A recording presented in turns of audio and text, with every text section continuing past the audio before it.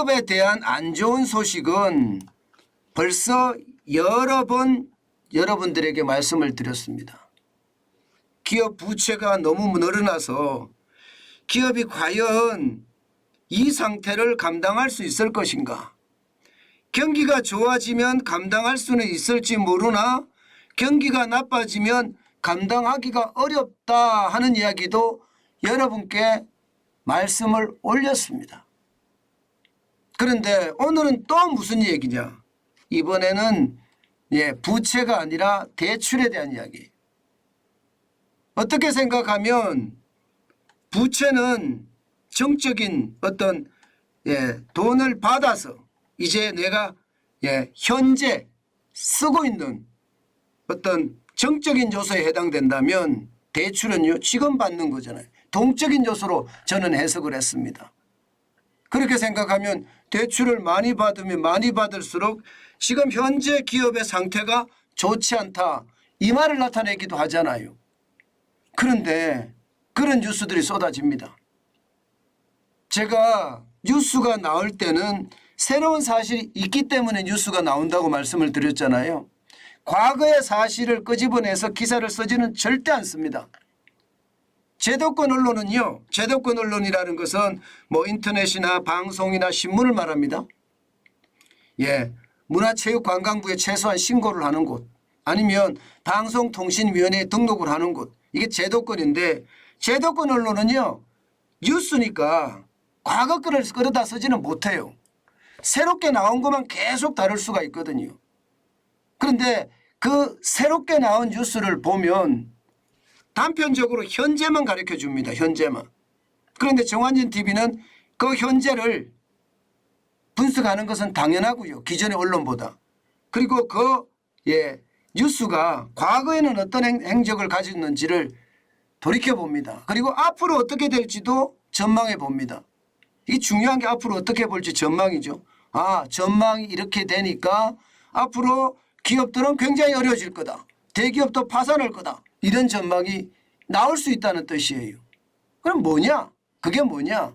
여러분 이거 한번 보세요. 지금 제도권 언론에서 기사를 낸 거예요.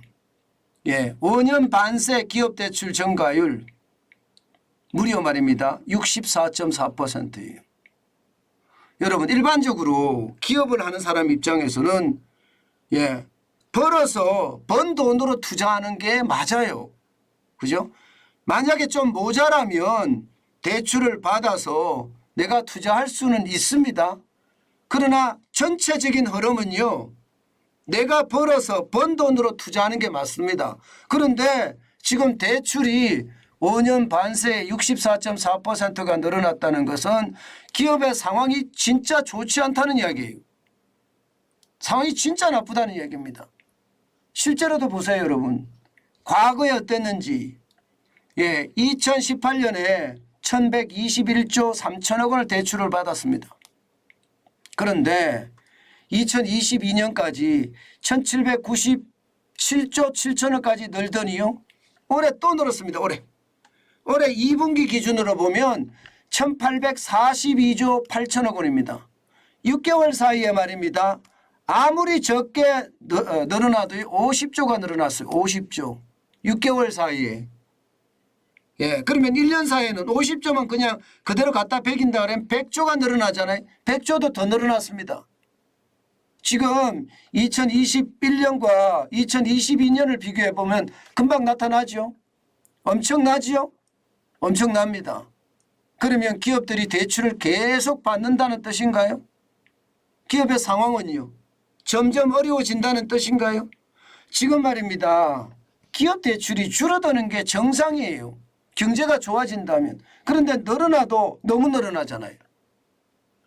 2018년에 1121조 3천억 원이 722조 5천억 원이 늘어나서 1842조 8천억 원이 됐다는 건 솔직히 말입니다. 저는 굉장한 충격적인 수치라고 생각합니다. 그만큼 말입니다. 기업은요. 대출을 굉장히 많이 받는다는 뜻이에요. 자, 여기에서 우리가 생각해야 될 것은 그러면 대출을 왜 받느냐가 중요하잖아요. 그렇죠? 대출을 왜 받느냐가. 이게 대출을 투자하기 위해서 받느냐 아니면 기업이 연명하기 위해서 받느냐 이게 굉장히 중요합니다. 투자하기 위해서 받는다 그러면 다행이죠. 굉장히 다행이죠. 왜? 경기가 불황일 때 투자하면 언젠가 기업들 시각에서는 경제가 좋아진다는 전제가 따르기 때문에요. 그런데 여러분 지금 그렇지 못하다 이렇게 생각합니다. 왜 그렇지 못하다고 생각을 하나 하면요. 부채 비율이 너무 급속하게 많이 늘어요. 대출 받은 것 중에 투자하는 것도 있겠지만 이게 기업을 영위하기 위해서 기업을 지키기 위해서 대출 받는 것도 많다는 뜻입니다. 오죽했으면 여러분 IMF 외환위기 1998년 그때 기업 부채 비율이 108.6%였거든요. 올해 6월 말 비율을 보면 124.4%입니다. 엄청나게 늘어나죠. 그러니까 이게 투자를 통해서 말입니다. 대출이 늘어났다면 기업 부채 비율은 떨어지는 게 당연해요. 왜? 투자가 끝나면 기업이 더 성장해서 벌은 돈으로 부채를 갚을 수 있기 때문이거든요. 그런데 갚지 못한다는 뜻이잖아요. 그것도 98년에서부터 시작해서 늘어난 수치가 너무 크고요. 2020년에 111.1%가 이게 뭐 순간적으로 2021년, 2022년 2년 6개월 사이에 늘어나도 13%가 늘어났습니다. 전 세계에서 가장 빠르게 늘어난 겁니다. 전 세계에서 가장 빠르게 엄청나게 빨리 늘어난 거라고 볼 수가 있습니다. 이것은 어찌 보면 말입니다. 우리 기업의 환경이 진짜 열악하다, 심각하다 이렇게 표현할 수도 있는 부분입니다. 문제는 금액도 많이 늘어나잖아요. 금액도 부채가 2022년 2분기 기준으로 보세요. 2023년 2분기 2,705조 8천억 원이에요. 2017년 대비해 보면 59.3% 늘어났고요. 1,698조 6천억 원이 1,007조 2천억 원이 늘어나서 2,705조 8천억까지 늘어났습니다. 자, 이 정도면 여러분, 이 정도면 대한민국의 명목 GDP라고 이야기하죠. 대한민국 국민이 생산하는 1년 동안의 총 생산 그거보다 많습니다. 부채 비율이라는 건 1년 동안 생산하는 총액을 기준으로 부채 비율을 잡거든요. 그게 GDP거든요. 그런데 GDP 대비해서 124.1%니까 그 금액이 2,705조 8천억 원이니까 GDP보다 월등하게 많다는 뜻이잖아요. 기업은요 지금 이 상황을 보면 넘어지는 것은 그렇게 오래 걸리지 않겠다 이렇게 생각을 합니다. 많은 현장 전문가들도 우리 기업의 구조조정이 뒤따라야 된다 이런 얘기까지 하거든요.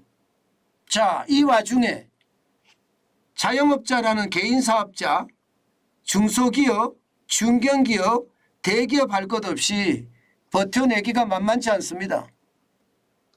저는 이 와중에 이자 폭탄은 굉장히 충격적인 수치가 될 거라고 생각합니다.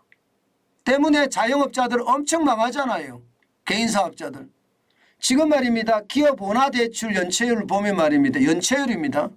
이자가 워낙 높으니까 연체율이 7월에 0.41이에요. 일반적으로 말입니다. 연체율이라는 것은 0.4, 0.5가 올라가면 이게 어떻게 생각하면 레드라인, 경고 수준이라고 봐야 됩니다. 그런데 지금 7월에 0.41이에요. 0.41. 연체율이 말입니다. 연체율은 그러면 금리가 떨어지면 이 연체율은 떨어지겠죠. 그런데 지금처럼 금리가 계속 올라가고 있는 상태에서 연체율은 더 커질 수밖에 없습니다. 이런 상태라면 여러분 결국은 기업의 비용은 많이 들어가는데 빌린 돈은 많아요. 근데 경기는 안 돌아가. 당연히 파산이 일어납니다. 지금 파산이 역대 최고치잖아요. 솔직히.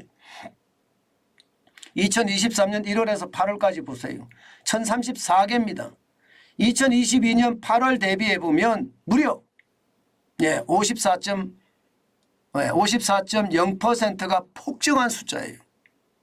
진짜 엄청나게 망한다는 뜻이잖아요. 이 속에 대기업 없을까요? 대기업도 저는 당연히 나올 수 있다고 생각합니다. 경기가 좋아지면 다행이에요. 그런데 경기가 좋아질 기미가 크게 보이지 않기 때문에 더 큰 문제가 발생할 수 있다. 이렇게 예상됩니다. 그만큼 말입니다. 상황이 진짜 어렵다는 이야기예요. 저는 제가 제일 심각하게 보는 게 대출이 이렇게까지 늘어나기 때문에 우리 경제가 이게 확 좋아진다. 뭐 V자 반등이 있다. 예를 들어서 나이키형이다. 저는 이런 것도 부정하거든요. 지금.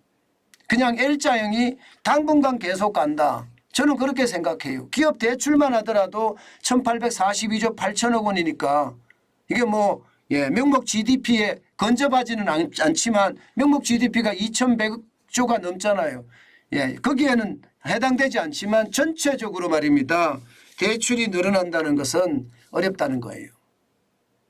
저는 그만큼 말입니다. 이 동적인 요소라고 이야기하는 대출 부분 이것이 말입니다. 투자를 위한 대출보다는요. 이게 결국은 기업을 유지하기 위한 대출이 더 많다. 그래서 우리 경제가 어렵고 어려운 상황이 앞으로 계속된다면 대기업들의 파산도 시간 문제지 않겠느냐. 저는 그렇게 봅니다. 앞으로 기업에 저는 법인세 세금에 대한 문제는 굉장히 있다고 해요. 세수펑크가 뭐 50조가 났느니 60조가 났느니 이야기하지만요.